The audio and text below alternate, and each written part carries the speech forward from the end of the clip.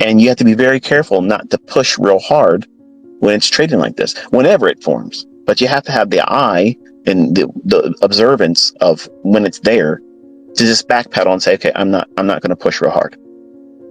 Because market environments are going to shift in and out from high probability to low probability, and to periods where I've openly stated that if it's not giving me the indications of what I would look for in terms of price signatures algorithmically, then I have to submit myself to I don't know right now. And that's not weakness. That's not them changing the algorithm. That's not them, oh, we got to single-handedly change everything because this guy on Twitter that teaches with a demo account, we have to do things differently now. Think about what you're saying. It's just because you haven't been doing it long enough. And now because you've witnessed us as a community and me guiding you through high probability conditions, now because we have this elongated period of time where there is low probability, it feels like things have broke. There's something amiss. Something's wrong, ICT. You let the cat out of the bag and now they changed everything and now we're all doomed. How's that for a B-rated movie, right? That's a B-rated plot. That's not happening. It's not going to happen. All you're seeing is a market that is in a range-bound consolidation because there's nothing that has caused an imbalance yet. It will happen. I promise you it will happen. But until it does, you have to just sit there and relax. Do something else. Study. Look at old data and backtest. This is a wonderful time to be studying and not risking something. Because if you're gambling right now, and that's what you are, if you're trading with real money or a funded account right now, you're gambling. You're gambling. Don't do that. The market's not behaving in a manner where it's so easy to go in and just walk up to the money tree and pluck it off. We're not seeing that right now. The tree is fruitless at this moment. Give it a chance to bloom and blossom. There's harvest times. There's a time to plant. There's a time to sow, and there's a time to reap. And right now, you just got to wait. Wait. There's nothing wrong with that. There's no reason for you to be in a 100-mile-an-hour hurry to go out there and blow your funded account or blow your account or go into severe drawdown. There's no reason for that. We're not in an environment where the market's moving fast and loose. And that is when the market is high probability. Everything will work like it's supposed to. Everything will be easy to see. But right now, even for the guy that's running the show, I'm telling you, I can't touch it. I can't touch it right now. But ICT, you said that you know the algorithm. Yes, that's why I'm sitting still, because it's not going to do anything right now. What's so hard to understand about that? There's signatures that I look for in price action. If price is not showing me those signatures, it's indicating that I should not touch it. It will chop and bang around and run up and down, taking liquidity in the nearest short-term basis. And then frustrate you. They won't have these sustained runs. They won't run for specific price levels that I teach.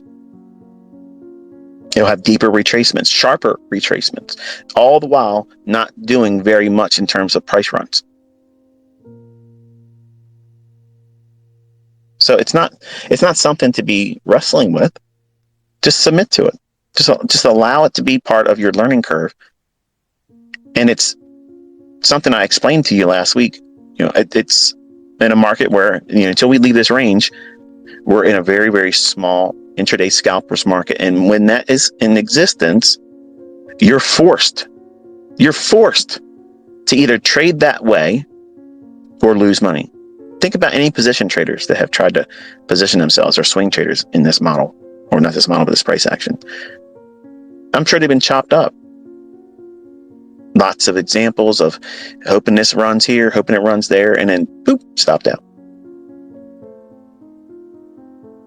There's some pretty heavy-handed folks in our trading community that have had difficulty right now, publicly. It's hard right now.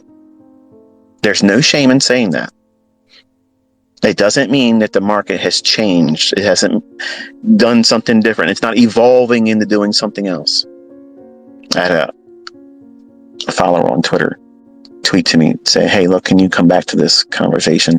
And he took me to the YouTube, the last live stream, where I lost my train of thought. And what I was going to say is, if the question that I could tell you is the most repeated question to me as an educator, as a mentor, will this ever stop? Will these concepts ever stop? And I got distracted and I wasn't able to come back to that, but I tweeted a response to that person, and I'm going to say it here too, in case people missed it or they missed it. The question I get the most in terms of email, TradingView, comments left in my YouTube channel, comments sent to me, on Twitter. I don't do DM, so if anybody's pretending to be me, I don't ever direct message anybody. But the question, without a doubt, that repeats more times than anything else is, aren't you concerned, ICT, by teaching this many people that they're going to change the algorithm? And the answer to that is unequivocally no. Absolutely not. Because I can be honest and tell you that if I believed that, my flesh would have, even though I made all kinds of promises, the humanity in me, the person that is a sinner, I would have kept it. I would have kept it from myself. And I hope you can appreciate the honesty in that. I don't absolutely believe it will ever change, because the mechanics behind what goes on would have to be something outside of what is the only way it can happen. Large order flow, deep pockets. That's what's the dance between liquidity providers and where the market wants to go. And these markets will allow deep pocket order flow to exist for a period of time. And then that tide, or that trend, if you want to call it that momentum, will shift and they'll move against it. And that upsets present sentiment and engages new liquidity constantly. So that ebb and flow in the delivery of price that these price engines deliver, it inspires new order flow by the big funds, the large funds, people with more money than you have. Your little contract trades in here, and then collectively as a retail trader, we're doing very little in terms of the scope and magnitude of the volume that enters these markets. So these price engines are not there to inspire your trade, but by default it does. It's meant to inspire the new position or the collapsing of existing positions in large positions, whales. Think of it like that, okay? So because that's always going to be a factor, because money is an interest to everyone. There's nothing wrong with that. It's the love of money that's the root of all evil, but using money and having money and acquiring more of it, that's not evil. That's not sin. But if we are paying attention to how these markets work, there's always going to be a seek for yield. Some measure of income, an interest-bearing, instrument. There's going to be a constant seeking of profit. That's never going to go away. Before the markets were there was people buying and selling things all the time. So what you're saying is greed is going to no longer exist. Because that's exactly what you're saying. If you're saying that by me teaching this and showing you how the markets really book, you're saying that I'm going to single-handedly remove greed. That's not going to happen, folks. Money is always going to be sought after. And when there's lots of it to be made, big, deep pockets are going to be trying to go after it. But right now, that's why I'm asking. This is why I get folks that are like, they're adamant against me talking about anything outside of a chart. But all these things I talk about are going to be factors. And I'm going to say this in 5 minutes and close it. You have to understand that the things I refer to, and even some of the tinfoil hat stuff, it may not be an interesting thing to you because you may not be in the United States, but the things I'm talking about are not limited to the United States. We're all going to be affected by it. We're all going to be affected by it. We're all going to be placed on some central bank digital currency for a short period of time.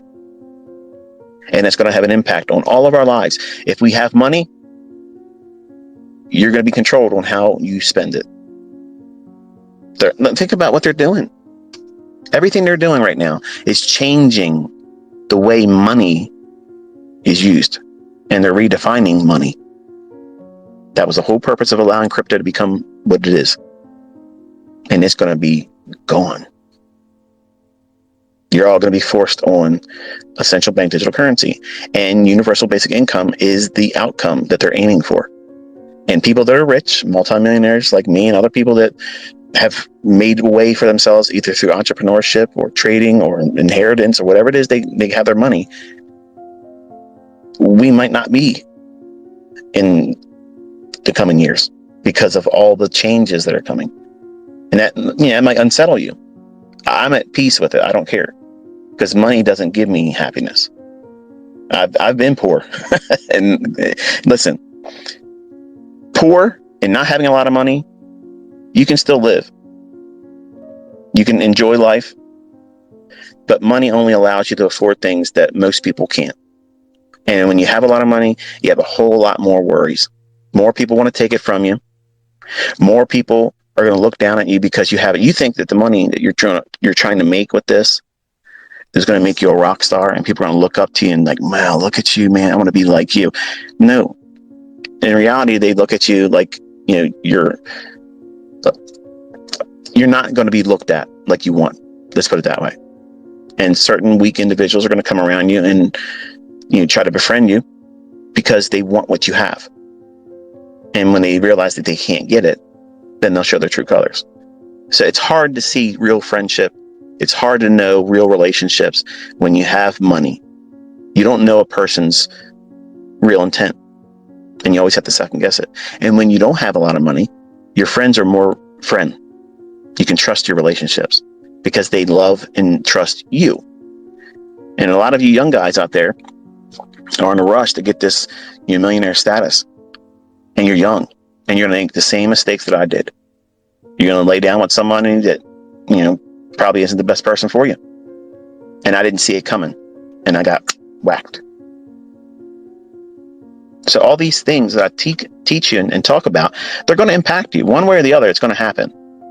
Maybe not to every degree, but the things that I talk about are going to impact trading. Oh, it's not going to happen here, ICT. Watch it happen. Watch. Prepare for it. If it doesn't happen, you had insurance. You were prepared for it. But going into this endeavor in terms of investing and trading and turning a blind eye to everything I'm talking about, and I've been talking about for years. Right now, everybody wants to talk about the things that I've been talking about since 2016. Before anything happened, I was talking about all these things. This is what's likely to happen. And it was called Chicken Little. Mocked on social media. Look at the world we're living in right now. Does it feel normal to you? Not to me. And it's going to be changing. You want to talk about the things that are changing? Money. How we use money. Commerce. All of that is changing. Trading will be impacted by that. They're not taking trading away yet, but I think that it could be used, because think about how many people have gone the way of leaving the 9-to-5 mentality. Now, there's a lot of people that fail trying to trade. I'm doing a very bad job of condensing this in the last 5 minutes, right? I'll wait for my son to peek his head out. The idea is this. By preparing for scenarios that allow for the highest probability for you to profit, and understanding where the snares are, where's the pitfalls, where's the things that you're going to likely do harm to yourself, and avoid that. Don't even walk in that area. Don't even venture into that jungle. And right now, the way the markets are behaving, it's literally like taking a bloodbath and walking into the jungle, waiting to be devoured by the first thing that gets its claws into you. And then wondering as you're being eaten alive, why did this happen? Who's responsible for this? Who can I blame for this? Someone owes me restitution.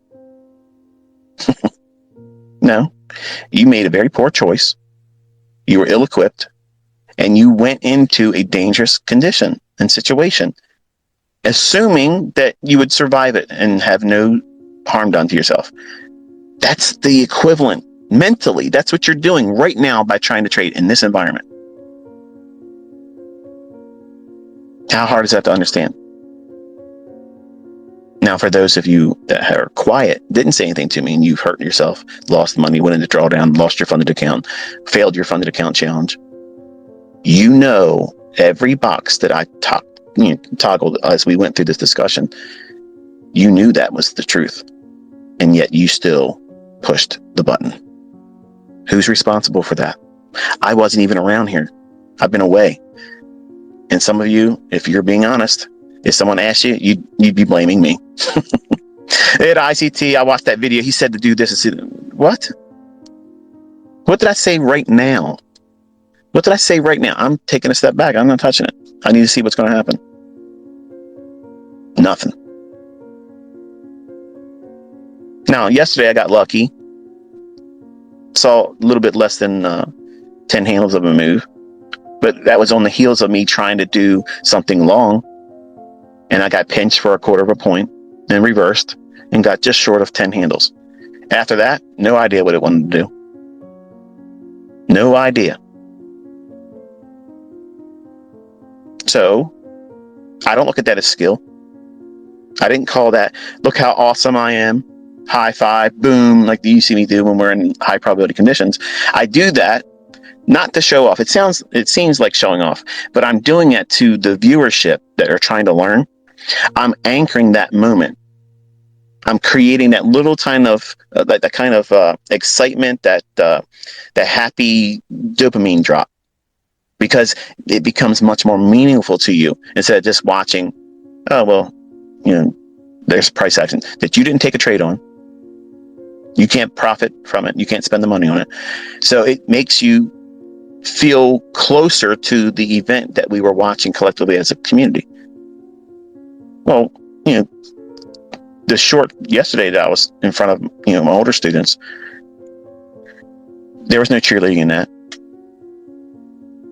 It was just, okay, there it is. And I turned them loose to it. I said, okay, have fun with this stuff. I'm not interested in it. But when we're in high probability conditions and low resistance liquidity runs, that means that the market's really easy, like butter, just slides right on into where you want it to go. It's easy to see it happening. It's easy to see what it wants to do. It's easy to see the entry points. Everything is easier there. Then you'll hear the adjectives come out, the boom, who do you love, the Joker GIF, throwing the money around and stuff. That's just to make you feel good about that observation that we watched happen. But right now, if I was right, if I was to sit out here and call it right, I would tell you again, this is not something to be viewed as skill, because it's just coincidence that it happened to deliver, because it's outside the model's rules. How hard is that to understand? In this environment, we're seeing people that don't really know what they're doing, getting lucky, and then claiming it's skill. And some of you fall victim to believing that stuff. I did too as a 20-year-old. I thought everybody that was showing me results was being honest. They were able to do that. And I am absolutely 100% being transparent with you. If I see it coming, I'll tell you. If I don't see it, I'm going to tell you I can't see it right now. And that's not an algorithm being changed. It's not me being the catalyst for the entire monetary system being restructured and done all over again.